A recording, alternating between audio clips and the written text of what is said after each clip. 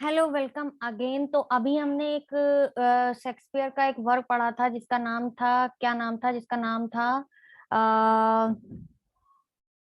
Much ado about nothing. ये chapter पढ़ा था और अब हम पढ़ते हैं मिड समर नाइट ड्रीम्स के बारे में, जो कि बहुत छोटा सा लिटिल बिट सा प्ले है, लेकिन इसके जो करेक्टर्स है वो अक्सर एग्जाम में पूछ लिए जाते हैं कि ये करेक्टर किससे रिलेटेड है, करेक्टर किससे रिलेटेड। तो आइए हम इसको फटाफट से पढ़ लेते हैं। तो इसका जो सोर्स है, कहीं कहीं पर ये बताया गया है कि सोर्स अननोन है, कहीं कहीं पर ये सोर्स बताया गया है कि जो मैरिज है थीसस और हिपोलेटा की, उसी से सोर्स ले लिया गया है किसका, मिड समर नाइट्स ड्रीम का, जो कि किसका प्ले है, विलियम शेक्सपियर का प्ले है, as you all know about it. तो इस चैनल का मतलब ही केवल ये revise revise and revise. So without revise you can't do anything. Revise revision revision is must. Revision 1 2 3 4 time 5 times करना पड़ता है। आप लोगों ने बहुत सारे नोट्स और बहुत सारी चीजें पढ़ रखी हैं ऑलरेडी। बस इस चैनल का मतलब क्या है, इस चैनल को स्टार्ट करो और सुनो, लिसन लिसन। कहते हैं ना, चार स्किल्स होती हैं हमारी, चार स्किल्स होती हैं हमारी, क्या चार स्किल्स हमारी क्या होती हैं? अब जो सबने बीएड किया हो या बीएड किया होगा तो सबको पता होगा कि हमारी चार स्किल्स क्या होती हैं। SLRW, speaking, listening, reading and writing. इनमें से अगर आपकी दो स्किल्स भी बहुत अगर स्ट्रांग हो जाती है, जैसे स्पीकिंग और लिसनिंग भी स्ट्रांग हो जाती है ना, तो आपकी रीडिंग राइटिंग अपने आप स्ट्रांग हो जाती है। बट अगर आपकी ये दोनों ही स्ट्रांग रहती हैं तो उतना अच्छा नहीं होता, क्योंकि कुछ इसमें से आउटपुट देती हैं, कुछ इसमें से इनपुट देती हैं। जैसे कि स्पीकिंग, स्पीकिंग क्या है, आउटपुट देगी। स्पीकिंग क्या है, आउटपुट देती है। लिसनिंग क्या है, इनपुट देती है। आप जितना अच्छा इनपुट करोगे। रीडिंग क्या है, रीडिंग आपकी इनपुट देती है। राइटिंग क्या है, राइटिंग आपकी आउटपुट देती है। तो ये जो SLRW चार स्किल्स हैं, स्पीकिंग, लिसनिंग, रीडिंग, राइटिंग, में से दो हमारी क्या है, प्रोडक्टिव हैं, और दो क्या है, जो जो कि बाहर को आउटपुट देती हैं। जितना हम अंदर गेन करते हैं अपने सेंसेस के अकॉर्डिंग, उतना ही आउटपुट देती है। तो ये चारों स्किल्स हमारी इतनी इंपॉर्टेंट है। तो जो राइटिंग की हैबिट है उस सब की बहुत अच्छी है, परफेक्ट है। सबने नोट्स बना रखे हैं। बस क्या है, इस सेशन में क्या है, बस हमको रिवाइज करना। आप जितनी बार वीडियो चला चला के आप सुन सकते हो, उतना सुनो और रिवीजन रिवीजन रिवीजन करो, बस दैट्स इट। तो चलिए आते हैं अपने इस टॉपिक पे, मिडसमर नाइट्स ड्रीम। जो कहा गया है, मैरिज ऑफ थीसस एंड हिप्पोलेटा से सोर्स लिया गया, कहीं कहीं पर अननोन सोर्स भी बताया गया है। और this play belongs to the group of romantic comedy. एक रोमांटिक कॉमेडी है क्या, मिडसमर नाइट्स ड्रीम जो है एक जो प्ले एक कॉमेडी है, और प्ले है उससे रोमांटिक कॉमेडी से प्ले किया गया। और it is a story of disguises and misunderstanding. ये इसमें जो स्टोरी है वो एक डिस्गाइजेस है, मतलब छुपे हुए वेश के रूप में, और आपस में मिसअंडरस्टैंडिंग को क्रिएट करता है मिडसमर नाइट ड्रीम जो स्टोरी है वो। और it's enacted specially on midsummer's eve और कॉल्ड एज समर सोलिस्टिक। और ये प्ले सिमिलर है इपीथैली इपीथैलिमम से। तो पूछा जा सकता है कौन सा प्ले इपीथैलिमम, इपीथैलिमम ये वर्ड आप लोगों ने आई होप सुना होगा। इपीथैलिमम वर्ड, ये वर्ड है, रिलेट करता है मैरिज से। और हमने आपको बताया भी है कि थीसस और हिप्पोलेटा की जो मैरिज है उससे ही मिडसमर नाइट ड्रीम जो है वो मिडसमर नाइट्स ड्रीम है। ठीक है, मिडसमर नाइट्स ड्रीम लिया गया है। तो इपेथैलिमम से सिमिलर करता है। 4 लेवल्स हैं, एक थीसस एंड हिप्पोलेटा हमने बताया है, और द यंग लवर्स हैं, मैकेनिकल्स एंड द फेरीज हैं। ये चार जो है लेवल्स दिखाए गए हैं मिडसमर नाइट ड्रीम से। Fairies, Theseus and Hippolyta and mechanicals and the young lovers दिखाए गए। 4 लवर्स हैं बॉटम।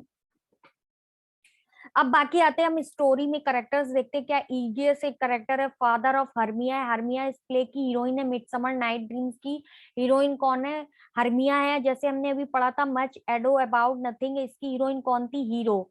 हीरो हीरो हीरोइन थी, जो कि लियोनार्डो की क्या थी, लियोनार्डो मेसिना शहर में रहने वाले थे, उनकी बेटी थी हीरो। और क्या था, बीट्राइस।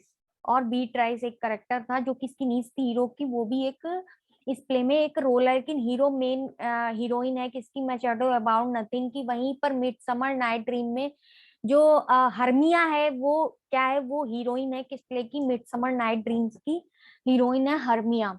ठीक है।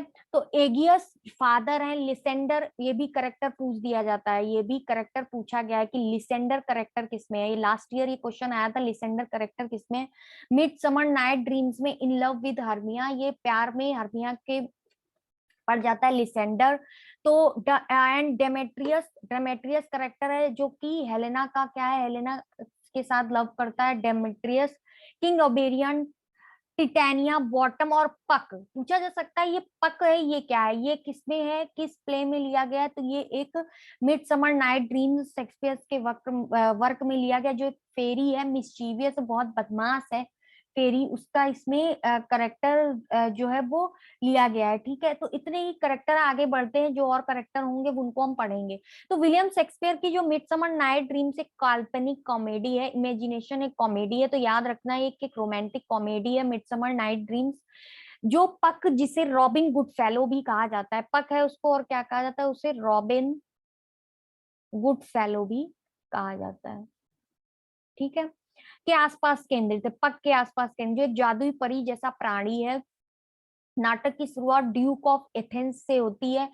तो इसमें किसका जिक्र किया गया है, इसमें ड्यूक ऑफ एथेंस का जिक्र किया गया, यानी जो प्लेस है वो एथेंस दिखाया गया है मिडसमर नाइट ड्रीम से। वहीं मच एडो अबाउट नथिंग के बारे में जो बताया गया है उसमें मेसीना इटली शहर का जिक्र किया गया और एर्गोन शहर का जिक्र किया गया। एथेंस का जिक्र किसमें किया गया है, मिडसमर नाइट ड्रीम्स में। जो अमेजन की रानी से शादी करने के लिए तैयारी कर रहा है, कौन, पक। त्योहार की तैयारी के दौरान दो युवक डेमेट्रियस एंड लिसेंडर एक युवा रईस की बेटी हर्मिया से मिलते हैं।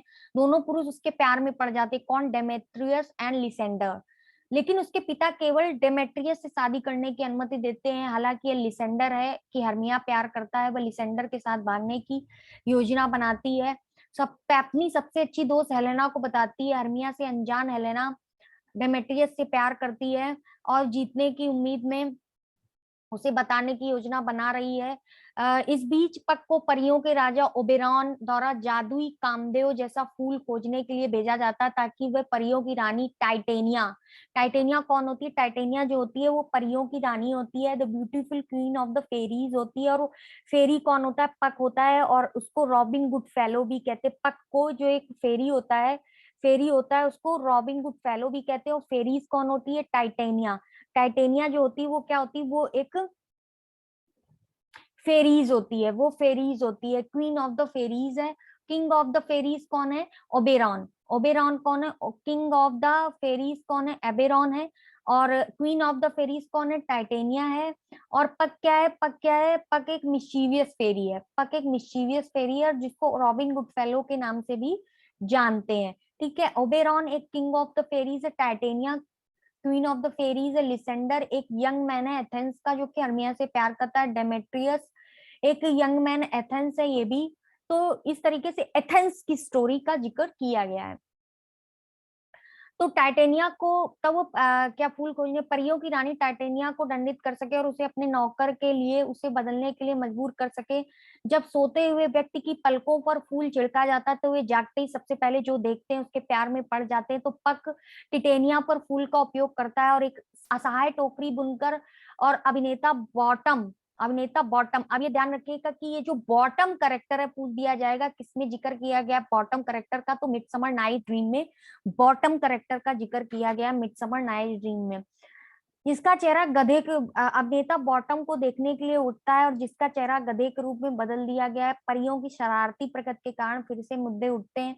जब पक हर्मिया, हेलेना, डेमेट्रियस और लिसेंडर की दुर्दशा में हस्तक्षेप करने की कोशिश करता है, सभी जंगल में भाग गए पुरुषों की आंखों में धूल झोंकने के बाद वे दोनों हर्मिया को भूलकर हेलेना से प्यार करने लगते हैं। और ये महिलाओं के बीच तीव्र ईर्ष्या पैदा और पुरुषों के बीच एक नए सिरे से प्रतिद्वंदिता पैदा करता है, जो एक दूसरे को हेलेना जीतने की लड़ाई के लिए चुनौती देते। कुछ समय बाद पक को अपनी गलतियों को सुधारने के लिए मजबूर होना पड़ता है। हालांकि चीजों को सुधारने के दौरान डेमेट्रियस को वास्तव में हेलेना से प्यार हो जाता है। इस समय ड्यूक ऑफ एथेंस आता है, जंगल में प्रेमियों को ढूंढता है और उसे कहानी सुनाई जाती है। वह जोर देकर कहते हैं कि वे सभी उसके विवाह समारोह के दौरान विवाहित हैं। शादी के बाद बॉटम्स ट्रूप एक नाटक पायरामस और थिस्पे एक हास्यपूर्ण संस्करण प्रस्तुत करता है। अंत में मंच पर केवल पक ही रह जाता है और वह भी अपनी शर्मनाक गलतियों के लिए दर्शकों से क्षमा मांगता और प्रार्थना करता है कि हर कोई नाटक को ऐसे याद रखें कि जैसे केवल एक सपना हो। तो हमें केवल ये याद रखना है, ये एक इमेजिनरी ड्रीम है, एक तरीके का इमेजिनरी ड्रीम है। रोमांटिक कॉमेडी का जिक्र किया गया है, जिसमें Lysander, Hermia character, Demetrius character, Egeus character और Bottom character, Puck character, Oberon character, Titania characters important हैं। That's it. तो बहुत छोटा सा स्मॉल सा प्ले था, जिसमें एक इमेजिनरी प्ले था, कुछ ऐसी खास स्टोरी नहीं थी, बट हमने कहा इसके बारे में आपको डिटेल में दे दे। तो a midsummer night's dream, I hope आपको समझ में आ गया होगा। ओबेरॉन जो है वो किंग ऑफ फेरीज है, टाइटेनिया क्वीन ऑफ फेरीज, और पक जो है वो मिस्चीवियस फेरी है, राइट। एक बॉटम करेक्टर है, ठीक है। तो आई होप आपको ये सारे चीजें हैं वो समझ में आ गई होंगी। इसके लिए थैंक यू सो मच।